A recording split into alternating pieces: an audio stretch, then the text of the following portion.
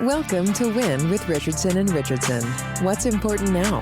Success in business most often comes down to hard work, not by silver bullets and quick fixes. It's knowing where to focus that hard work that's key to winning.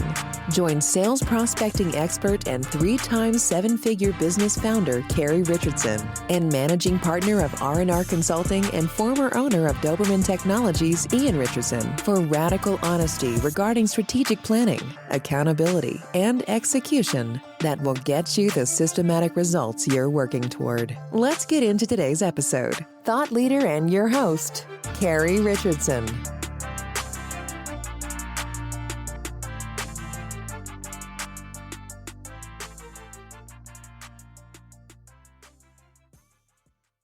Good morning, everybody. My name is Carrie Richardson, and I am your host of What's Important Now.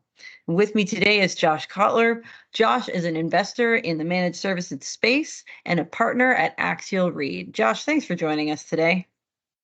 Oh, I'm glad to be here, Carrie. This is great. So tell us a little bit about what you've been up to lately. Okay, so first of all, define lately, because a lot's gone on in the last few years. Happy to reset it all the way back to Western Digitech when I built an MSP. You tell me.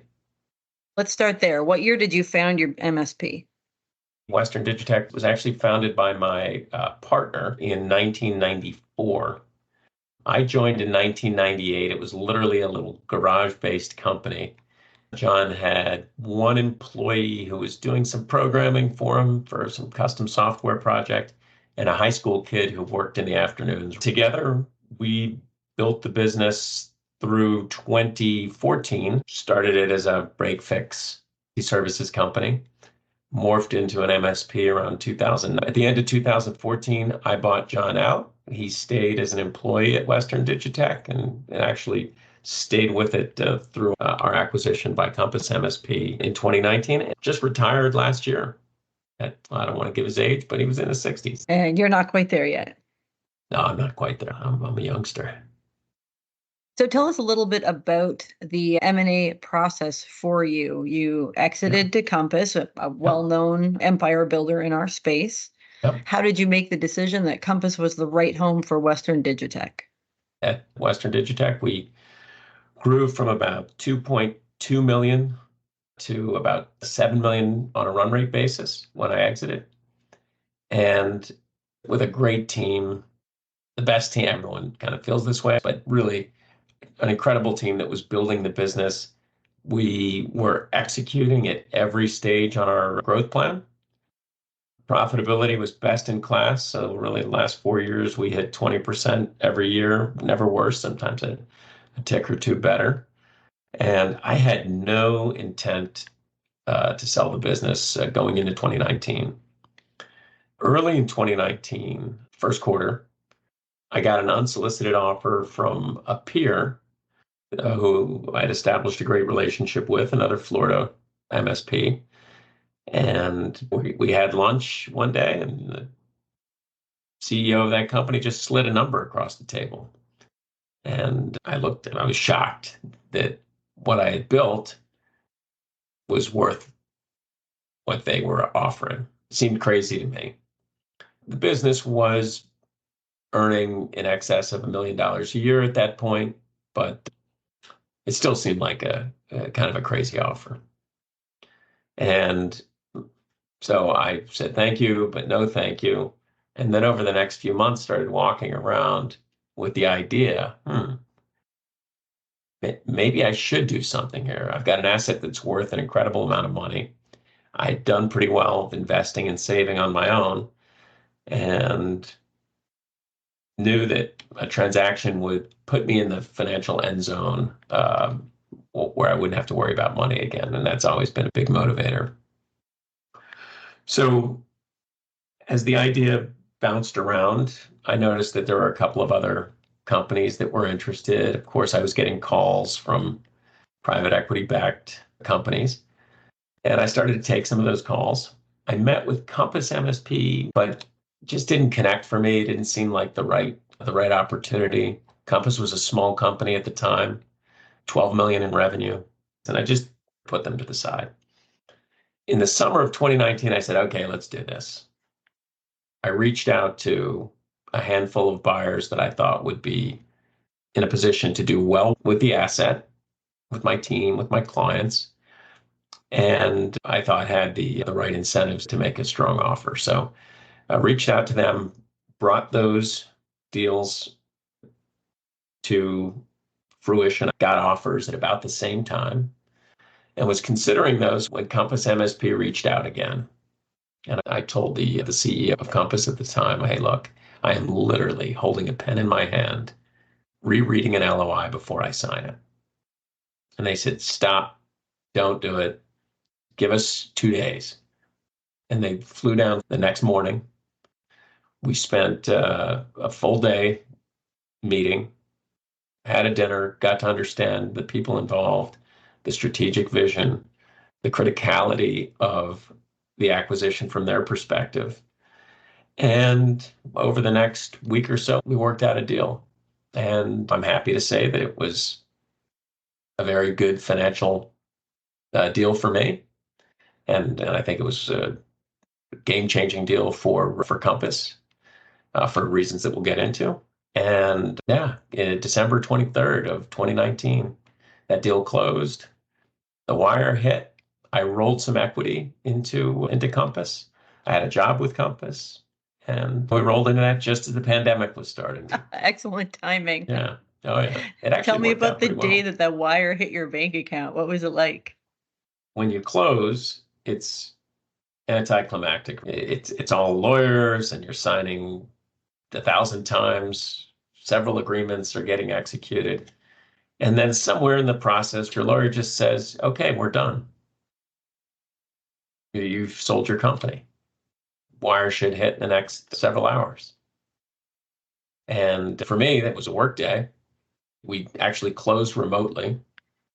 And so I just wandered around through the office, hadn't told anyone yet. I'd given my team leads and really given the company some heads up that I was looking for investment.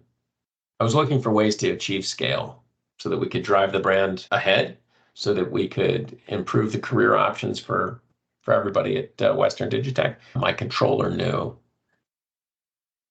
She didn't know all the details, but she knew what was going on and was very helpful in executing the transaction. But it was weird, right? I'm walking around the halls. People are working. Phones are ringing. Projects are being executed. All the normal things that happen in an MSP. And yeah, I just went in the kitchen. I got a cup of coffee. I said, I guess that happened. And walked back into my office and started dealing with some clients on some issues. Just weird. And then in the afternoon, Veronica, our controller, her office was next to mine. The doors are open, and she says, Josh, can you come in here a second? So I walk in, and she twists her monitor a little bit, says, that just hit our account.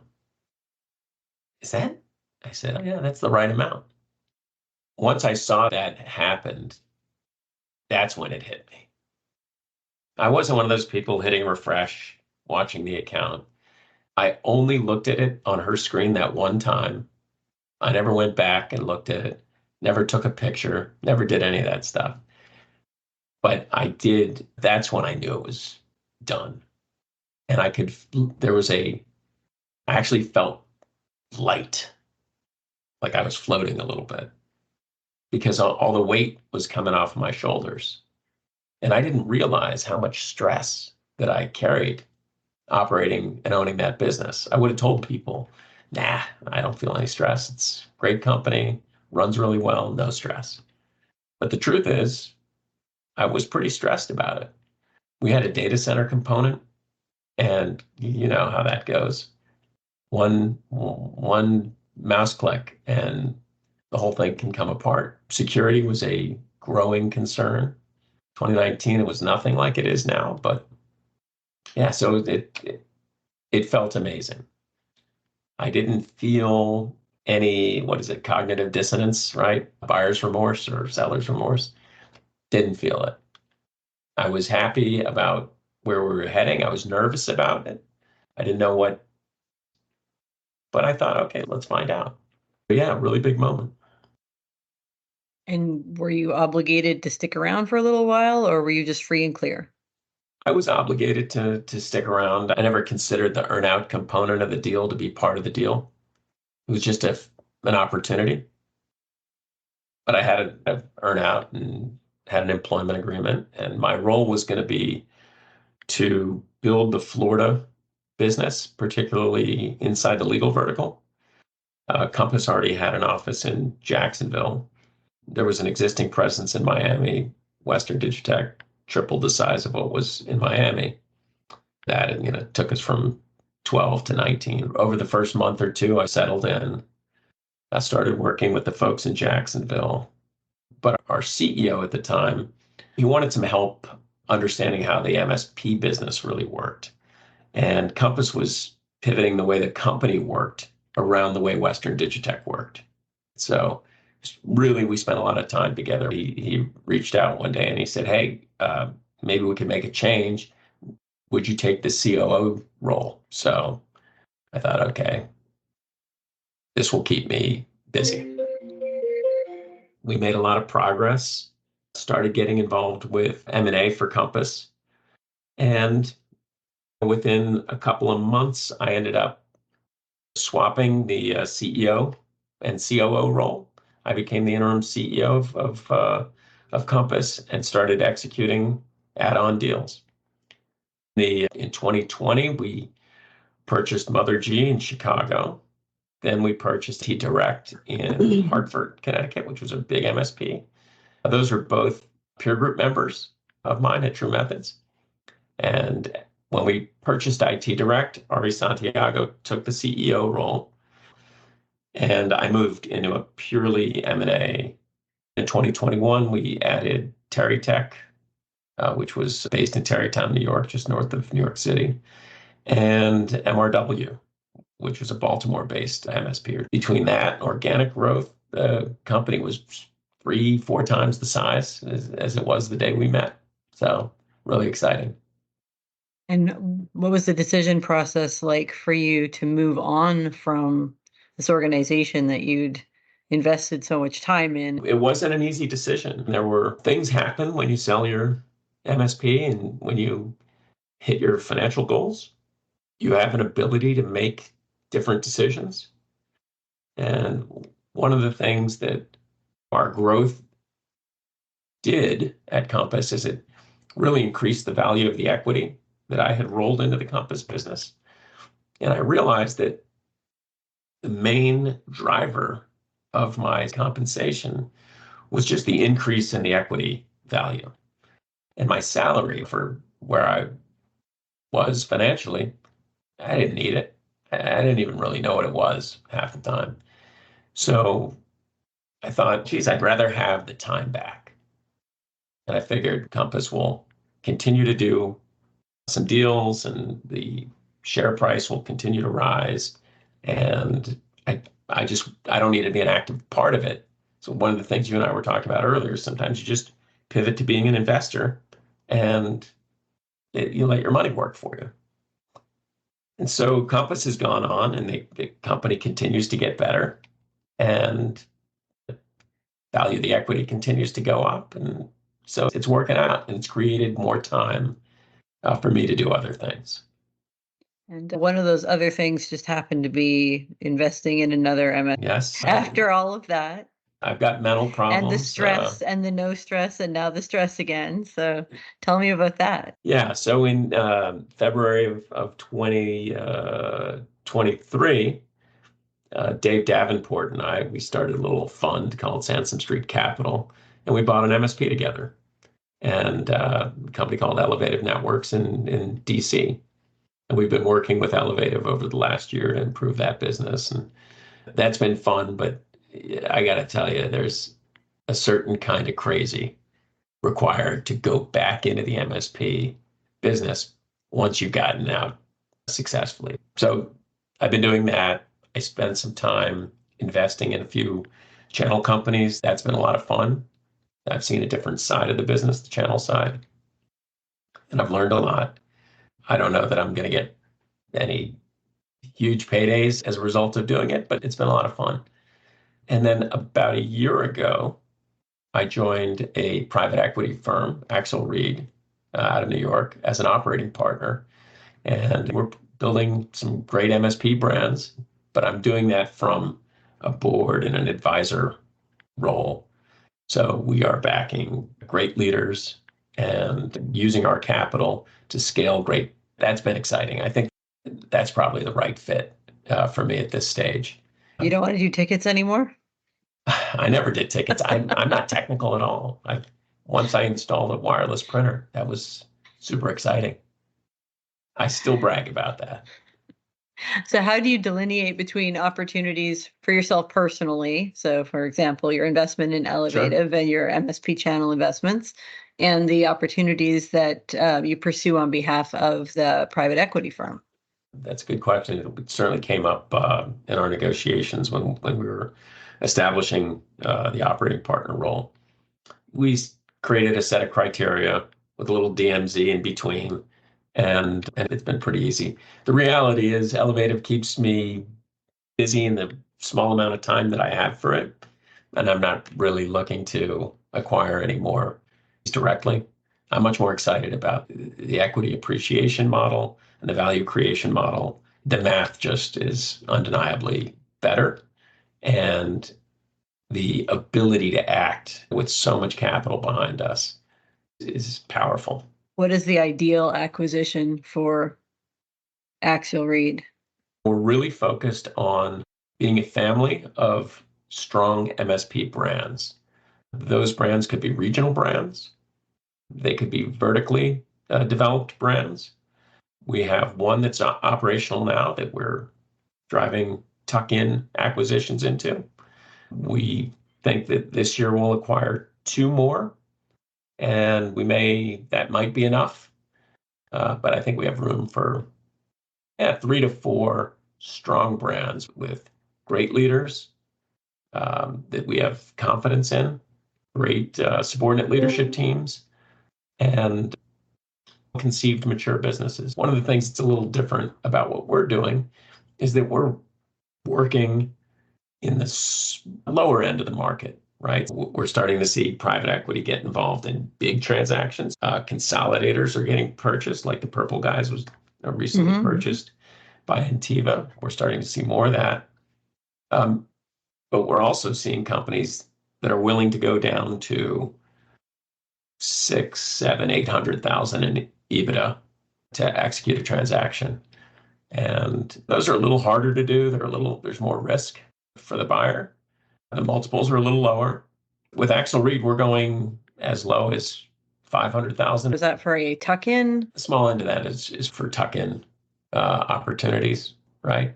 We're redefining what a platform is, but you have to have a level of maturity and a level of experience, let's say, to absorb another company, right? The brands are larger, but the tuck-ins will go down to the $400,000 and $500,000 EBITDA level. So let's talk about those tuck-in businesses. That is the majority of the market. There is only a small percentage of MSPs that'll ever reach that $1 million in EBITDA.